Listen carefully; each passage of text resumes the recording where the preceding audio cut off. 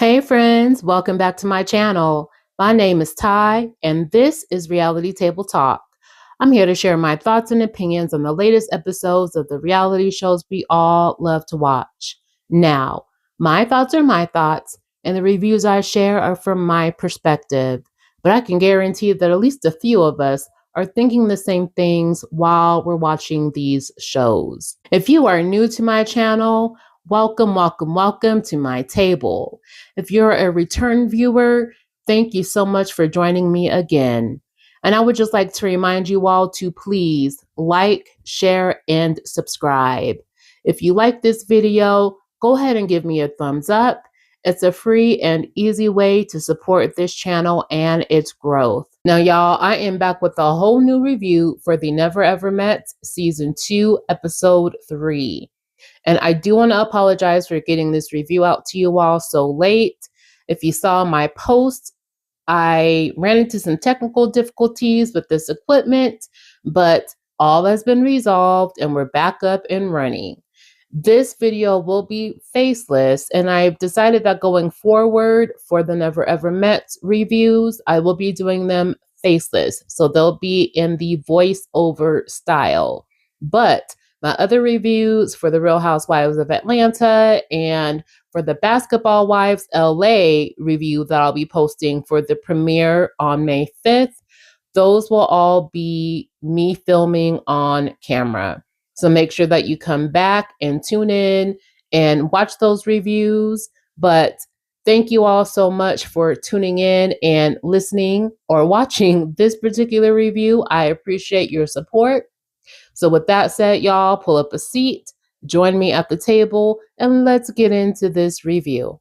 So y'all, we pick right back up with Alicia and Irvin. And if you remember at the end of episode 2, Alicia and Irvin kind of got into it.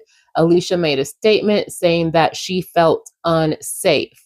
So Irvin dipped out, went downstairs, and was giving Alicia her space. So now Alicia is burning some incense. She goes down to the kitchen where Irvin is and says that she's about to go to bed. And so she's asking to speak with him up in her room. And Alicia, just how unsafe are you feeling if you feel safe enough to invite him back up to your room? All right, girl, it's some confusion, some mixed signals happening here. But anyway, he agrees to go upstairs, so they go. And in her confessional, she says that the energy is off and that there's too much volatility when it comes to their connection. So she's concerned. She tells Irvin that when they have a disagreement, he bulks up in his body, his face changes, and his energy changes. So to her, it feels like aggression. And she questions if she's physically and emotionally safe around him when he gets like this. And now she's starting to see some red flags. So she said he got offended when she told him that she felt unsafe. And he says, no, that's not it. When a woman tells you she feels unsafe, a real man is going to remove himself from the scene. And that it's hard for him to control his, and y'all, he used quotation fingers when he said this, but it's hard for him to control his energy. So she tells him basically if she makes him feel uncomfortable by doing too much, he should do what he needs to do to maintain his emotional safety. And he tells her to do the same. So in her confessional, she says that she can see a future for she and Irvin if they can get their communication down. And I agree, because Alicia certainly does not know how to effectively communicate. They both have an issue with communication. I do feel like maybe he came off a little bit too strong during that last interaction that they had at the end of episode 2, but she kind of went overboard and over exaggerated and took things out of proportion. So that's right. If they get the communication back on track, then maybe, just maybe, they may have a future, but also Alicia's very, very uncomfortable with herself. So that's something I feel like she needs to work on before she can kind of go forward with the relationship with anybody else. She got to work on herself. So before he leaves out of her room, Irvin and Alicia hug, and she tells Irvin to sleep well. Now, he says over the phone communication with her was one thing, but it's been a completely different experience in person. And Irvin, you know what? I really feel for you here because it is difficult when you've been chit chatting with somebody over the phone and then you meet them in person for the first time. And it's like you're getting two different people. So I can definitely relate to what you're saying here and I feel for you.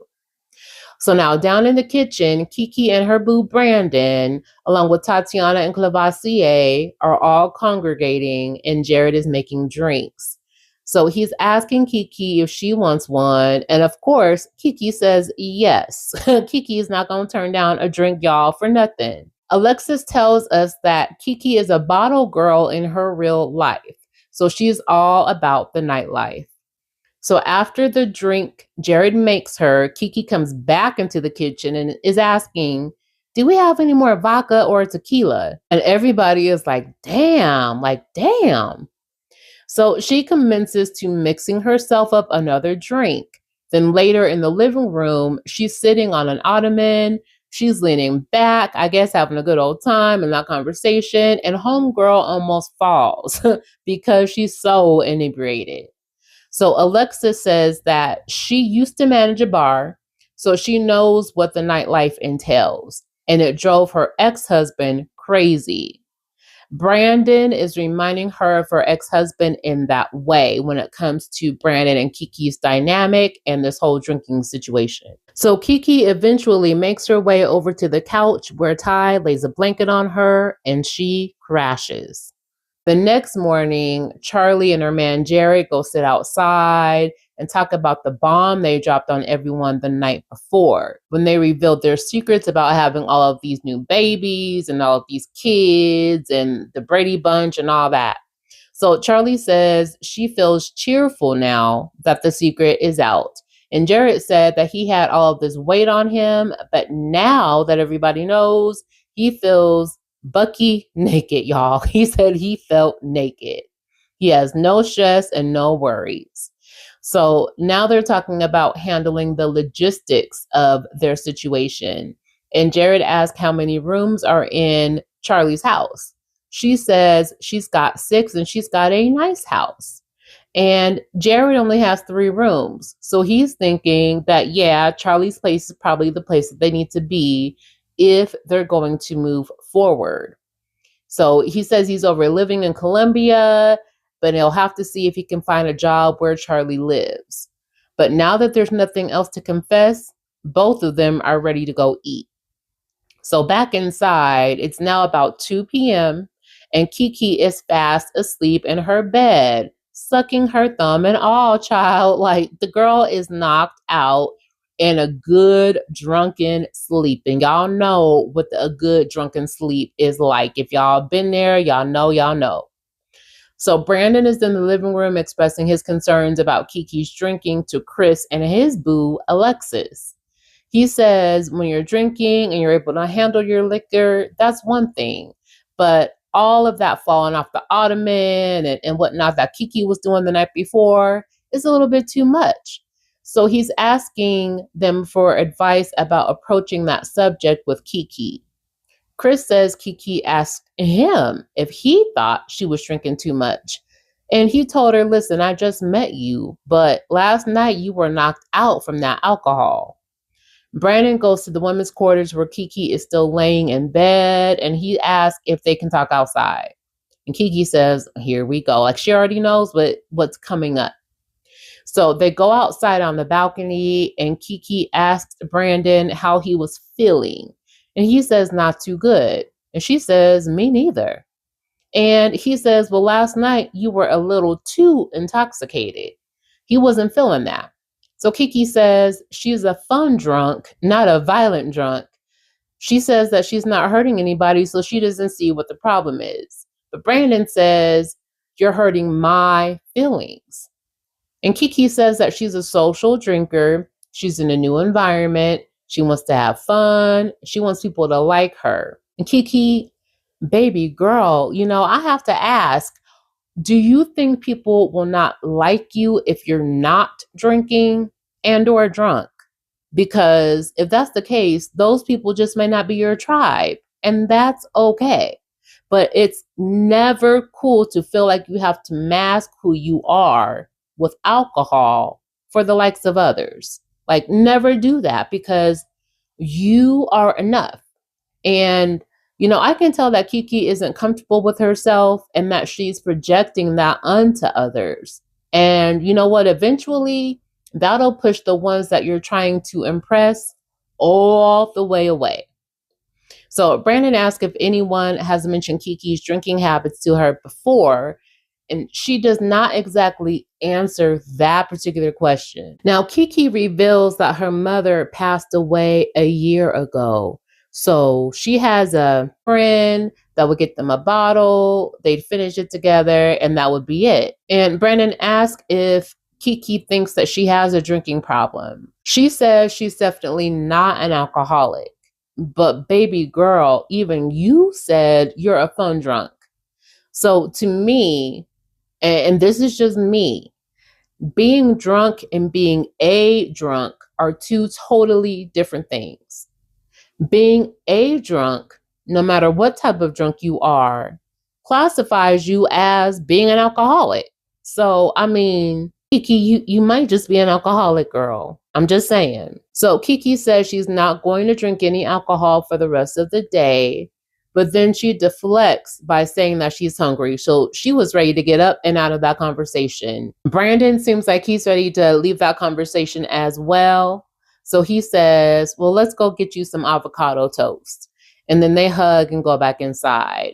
And I like the way that Brandon is showing care for Kiki, because anybody else, if he was just there to hit it and quit it, none of this would matter to him whatsoever. Like, he would just get in, do what he's trying to do, and be out.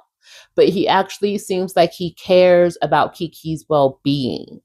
So I really hope that Kiki can kind of get it together and reel it in when it comes to the drinking, because Brandon is a nice man. He's a good guy. And it's somebody that is going to be a man like Brandon, I should say, is probably going to be hard to come across again. I know I haven't come across any Brandons in my life, and I would love to. So I'm just saying, girl, like, reel it in. Don't lose that connection that you have with him over this alcohol. Chris and Alexis now are outside talking, and Chris says he should have never stormed off after that whole body painting activity that he and Alexis and the other never ever met did the night before. He says that it was immature on his part. So they've talked about Alexis's controlling nature over the phone before, and he says that he's called her out for it, but in person, again, y'all, it's a totally different thing.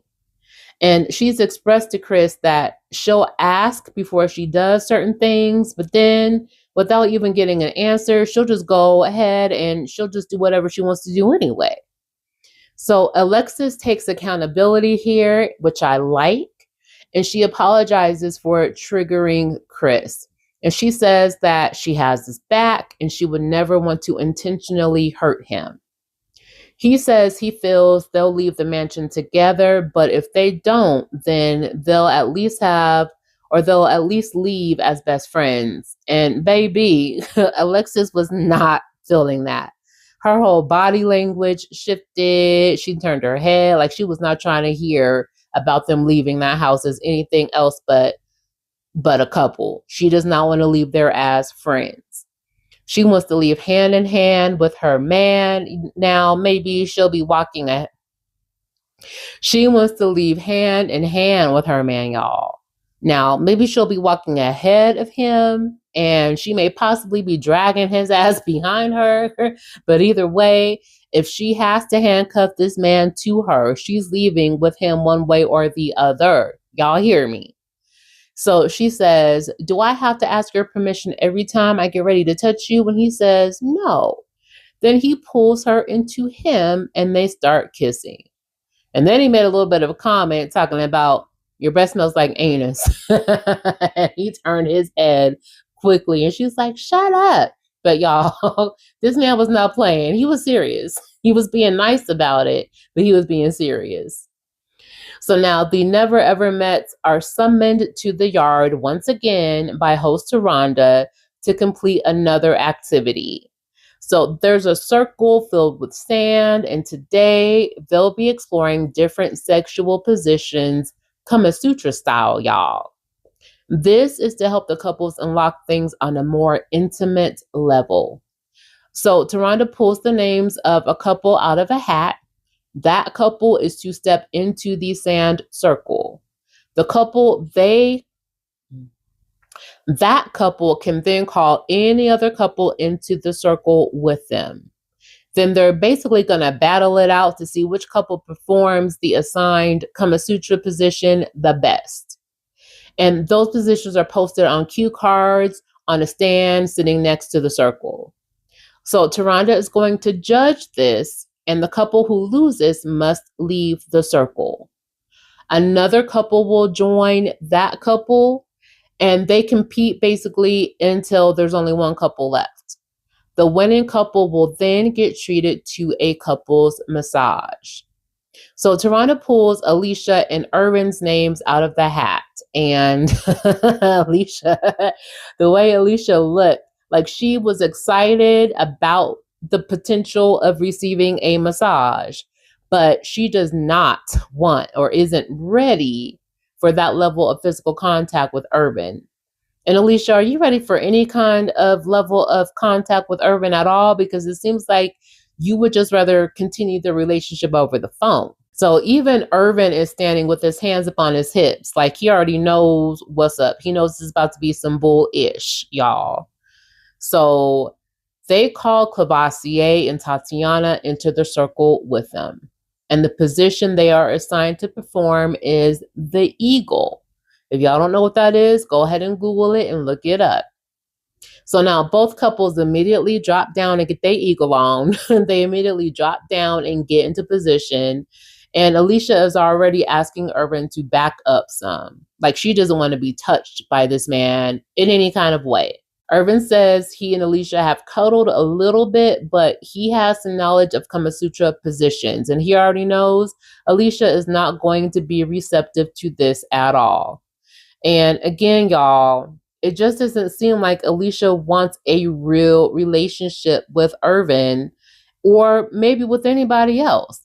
Like, does she even want a man? Because at this point, it really seems like she just likes the idea of being in a relationship, but doesn't actually want to experience that physically in person with anybody. So Taronda yells time is up, and she asks the couples how they think they did. And Clay speaks up for he and Tatiana and says, "Oh, we won." And Taronda says, "Well, you actually did. Good job." So Alicia, y'all, she's ecstatic to hear that they lost. So she and Irvin take a seat. And Tatiana says she and Clay want to go up against Kiki and Brandon next. So Kiki says she feels a couple's massage would be good for her and Brandon. So the position they have to get into next is the captain. Again, y'all, both couples drop down in the sand and get their captain on now. Now, Clay looks like he's trying to get Tatiana pregnant right here in front of the other Never Ever Mets. And the world, hunty, like he's trying to get it on and popping, and he don't care who's watching. Brandon and Kiki did their thing, but going up against Tatiana and Clay, the clothed porn stars, it was no match, y'all. Once again, time is up, and Taronda asked the couples how they think they did. And Clay says, "Oh, I think we had connection through the eyes, and it connected with our souls." Taronda says, "You're so poetic, Clay." All right, Cavassier, I guess. But guess who wins again? Alexis says she thinks Clay got Tati pregnant. So Brandon and Kiki are out, and they invite Jared and Charlie to compete against them next. The next position is the London Bridge. Both couples get down into position, and Jared is telling Charlie to sit that thing up on him. And she did for a whole 5 seconds, y'all, before that London Bridge came crashing right on down, child. In Charlie's confessional, she says they obviously have not been intimate with each other yet, but getting into the position with Jared felt very, very natural to her. They were immediately comfortable, and Jared now looks like he's trying to get Charlie pregnant. And Jared, I'm going to need both of y'all to slow down. Like, this woman just had a baby a month ago. Have the stitches even fallen out yet? Lord, y'all, I don't even know about this. And Taronda asks, how many kids are you gonna have in the stand with her? And Jared says, we got enough. Now, there's 6 kids between them, so yes, I'm gonna say that that was an accurate assessment, Jared. Anywho, y'all, Taronda asks, how did you feel? And Jared says, it felt right. And Taronda looks over at Clay and Tatiana and says, don't even say nothing. Just don't even say nothing. So guess who wins again? If you said Clay and Tatiana, you would be correct. The next couple to compete against them is Cinco and Jay. And y'all, these two have already done the do in the shower back in episode 1. So the next position is the straight line. And immediately Clay and Tatiana drop down and get into the absolute wrong position. So now Clay is rubbing Tatiana's behind.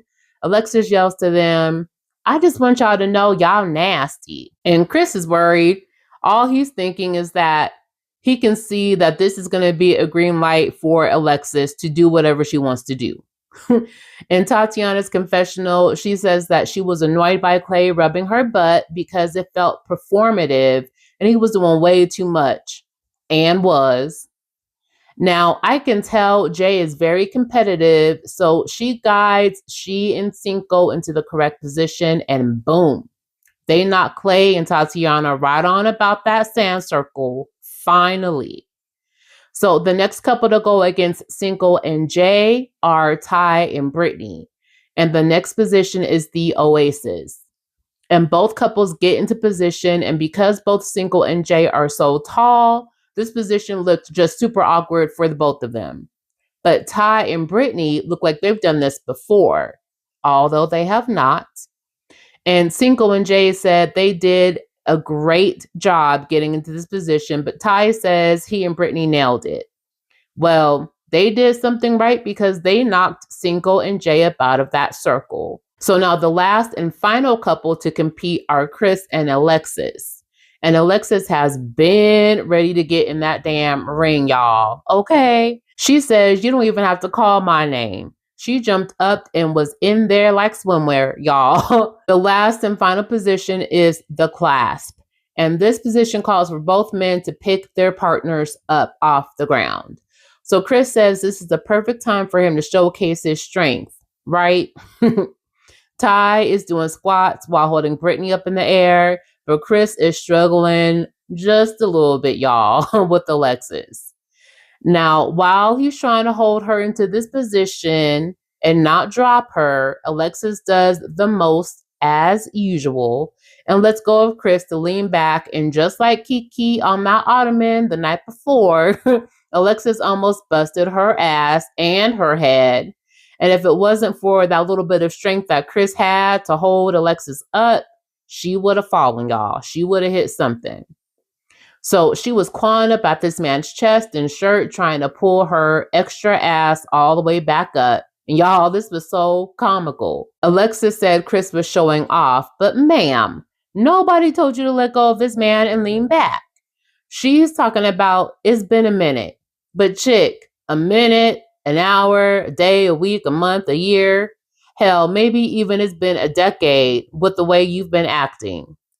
So Taronda says, please, fellas, put these women down before she announces that the winners of this challenge are Ty and Britney. Ty and Britney have won the couples massage, y'all. Whoop, whoop, whoop. And so the game is over. So now all the couples head on back inside the house. So tonight it's Kiki and Brandon's turn to cook for the other couples. So Kiki is down in the kitchen with some of the other ladies prepping, and she opens a package of noodles while the other ladies help to gather some ingredients. And she tells them, thank you, y'all. I'll be back down in a minute for dinner. So she goes upstairs and says that she's exhausted. Meanwhile, Clay and Jared are out by the pool when Clay reveals his secret to Jared.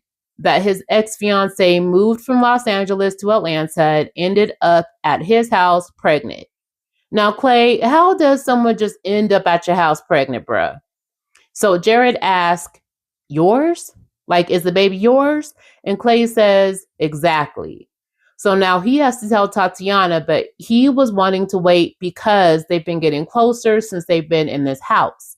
And Jared says, say something when you're ready. The man who wasn't going to say a damn thing to Charlie about his 6-month-old baby until she says something about her 1-month-old baby. Y'all, if this ain't the blind leading the blind, then I don't know what the blind leading the blind is here.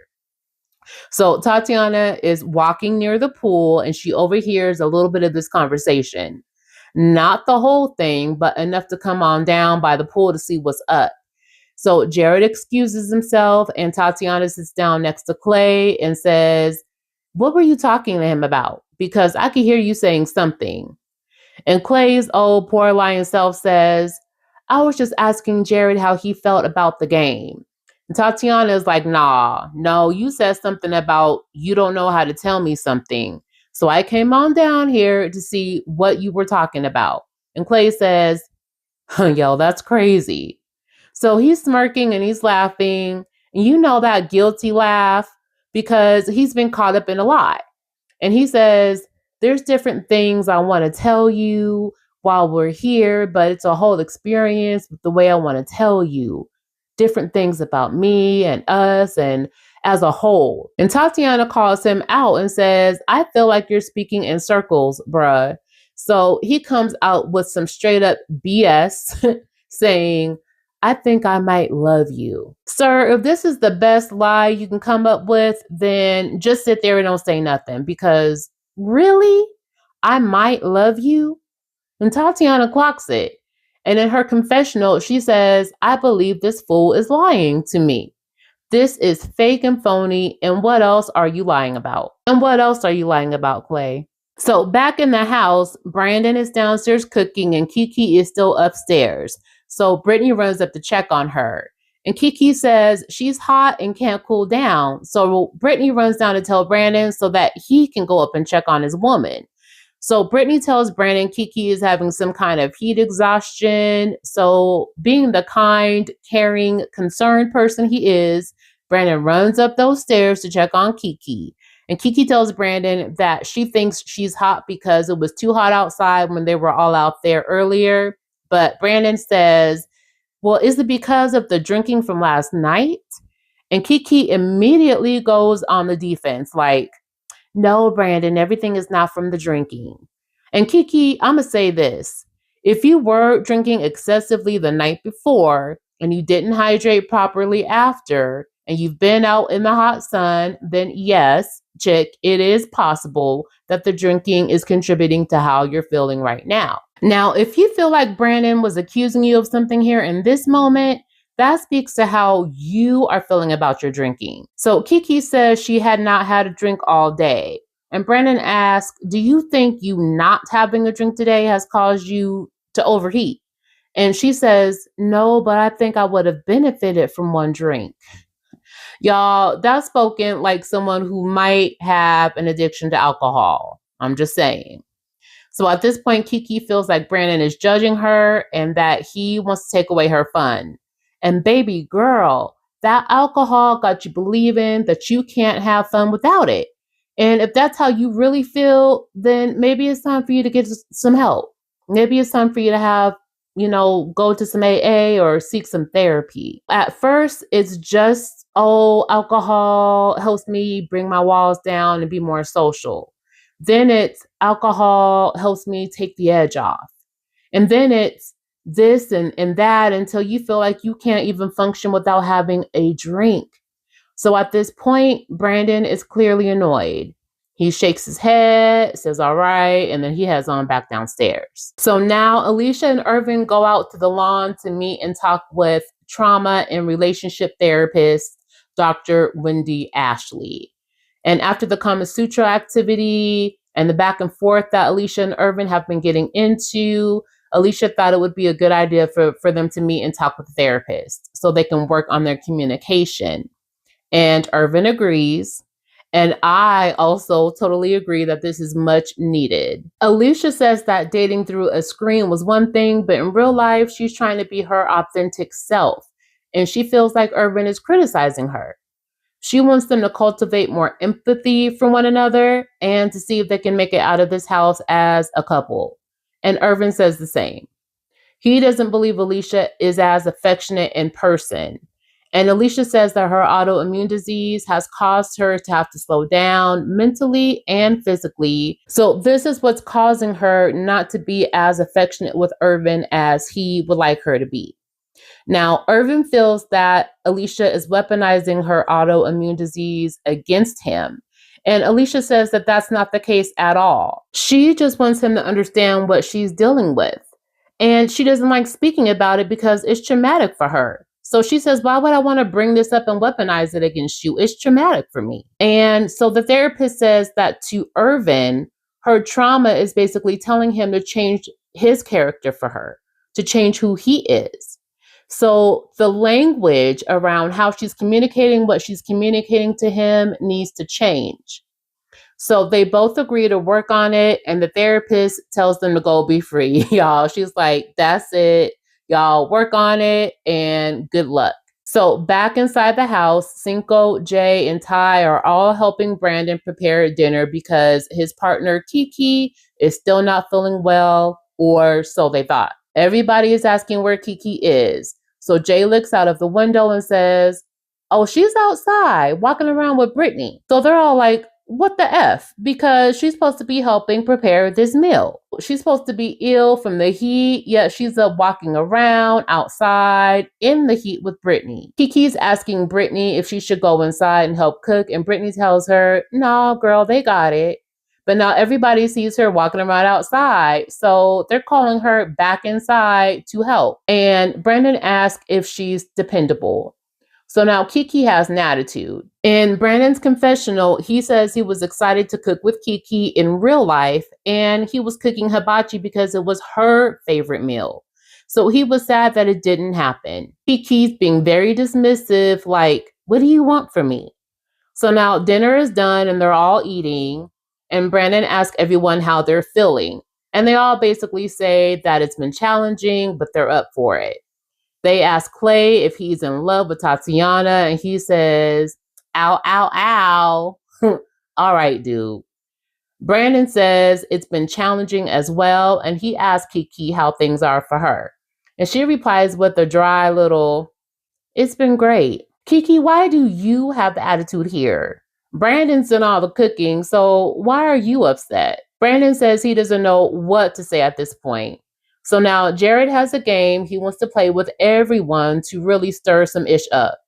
They're all going to anonymously write down whether or not they leave with their partners if they had to decide today, right at this moment. So they all write down their answers and put them in a basket. So y'all, there are 7 couples.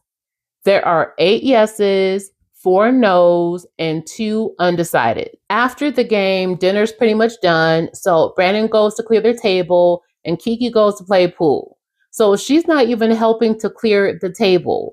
And Kiki, the least that you could do is help Brandon clear the table, to show that maybe you have a little regret for not helping Brandon put this dinner together. That's the least that you could have done. But Kiki is definitely in her feelings here. So Jared asked Kiki if she said no. She said that she was undecided. She wrote a question mark down on her piece of paper, but she knows Brandon wrote no because she saw him write that. Well, girl, at this point, you've not given him a reason to say anything different. Kiki says she doesn't believe Brandon is considering her. But again, girl, that's all I've seen him do up to this point.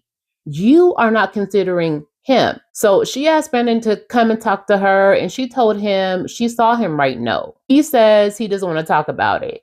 He's been cooking all day. He's been cooking for all these people, and he's tired. So he's going to go work out and go to bed. And she says, that's fine. So now she feels abandoned and shut out. This is a whole mess. And by a whole mess, I mean Kiki. This is a whole mess. So the Never Ever Mets are chatting in the dining room about why Brandon is irritated at Kiki. And Kiki walks in with a glass of wine. So she sits down and she says, "Oh, I hope I'm not interrupting anything." And they're like, "No, Kiki, we want to talk to you about what's going on with Brandon." So now Brandon comes in the room and he sits down. And Brandon tells Kiki, "You said you weren't going to drink today, and here you are right now drinking." Kiki is sitting there with her glass of wine. And she says, "It's not alcohol, it's wine." And I'm thinking, girl, what do you think wine is? Now, I know some folks separate beer and wine from hard liquor, but it's all alcohol, baby. All of it. Brandon says, "You say you're not feeling well, so you should be drinking some damn water. But you don't see any consideration for me in this. If you don't see it, then I'm going to just let you do you and I'm going to fall back." Now, Ty says something real here in this moment. He's trying to get Kiki to realize that Brandon does care. And he's getting on her because of it. Like, he's getting on her because he actually cares. However, when he stops caring, he's not going to say nothing and it's going to be a wrap. Kiki says, "I don't want you to stop caring, Brandon." And Brandon says, "If you can't care for yourself, you can't expect me to care. So I don't care what you want right now. I'm falling back." So he gets up and walks away. And the other men follow him out of the room. And he says he cannot move forward with Kiki if the drinking does not stop. So now Ty and Britney are getting their couples massage outside. And Ty is clowning around, joking as usual. And Britney says in her confessional that the joking is all day long. Like, she cannot have a regular, straight conversation with him without him inserting some kind of a little lame joke. So she's not seeing any romance from him. Inside, Kiki is talking with Tatiana about Brandon and the drinking situation. And she says that after her mom passed away, she did turn to the bottle, but she does not have a drinking issue now. Kiki feels like Brandon is just harping on her about it, so she's sad and she feels alone. So she tells Tatiana, "I don't want to keep you here away from your man just because mine isn't here with me." Tatiana and Kiki get emotional and cry a little bit. Then they hug. And in Tatiana's confessional, she says that Kiki is a sweet person and she feels really drawn to her. So she was trying to console Kiki, in this moment while Kiki's feeling down. And, Tatiana, hats off to you for that. Now, outside, the men are throwing around the football and they reveal to each other what they wrote down on their paper at this dinner. Brandon reveals that he said no. Jared said he wrote F no. No, he is not trying to be part of the new Brady bunch with all them kids. Everybody was like, wow. And Jared says, "Do I look like Eddie Murphy? Is this Daddy Day Camp?" And Chris says, "Nah, you look like Jamie Foxx." And does. But y'all, you know who else I recognize in Jared? I went to see Sinners this weekend and boom. When I saw Michael B. Jordan, it hit me like a ton of bricks. This man looks like the perfect combination between Jamie Foxx and Michael B. Jordan. Y'all take a look and tell me if I'm bugging or not, please. Go ahead and put it down in the comments and let me know if I'm bugging or if y'all see the same thing. So anyway, Cinco says Charlie got a tattoo of Jared's name on her, which y'all, to me, I think is silly as hell. And especially, this is not your husband. This is, somebody that you're online dating. You go and permanently brand their name on you.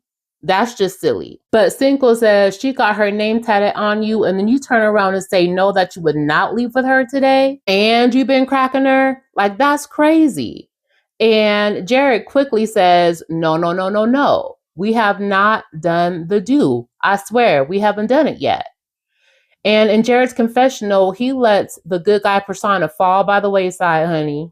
He says he's been waiting 4 years to have sex with Charlie, and it's heavy on his mind. It's everything he wants right now.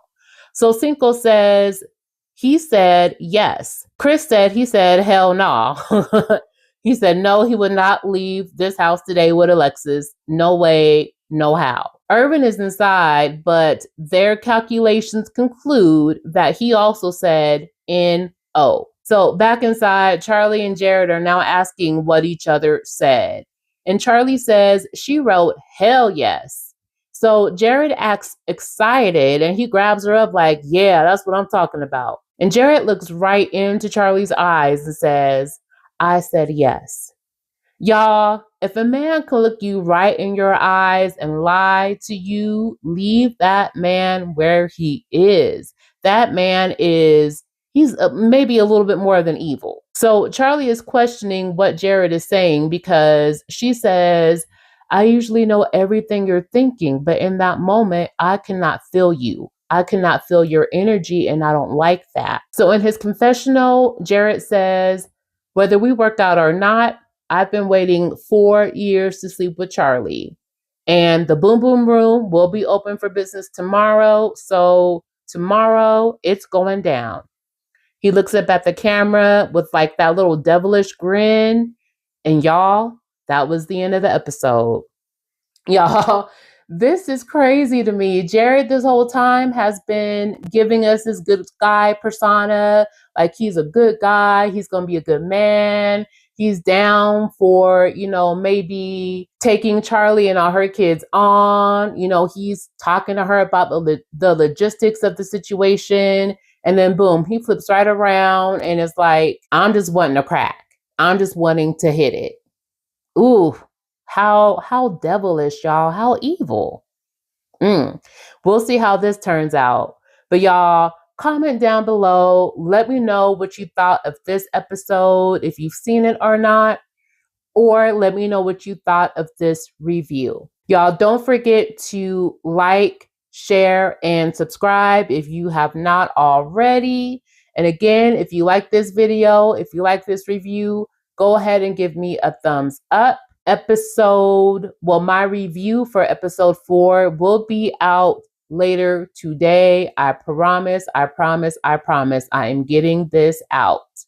So y'all, as always, stay safe, stay blessed, and don't forget to tell someone that you love them today, even if it's just yourself. Love y'all. Peace.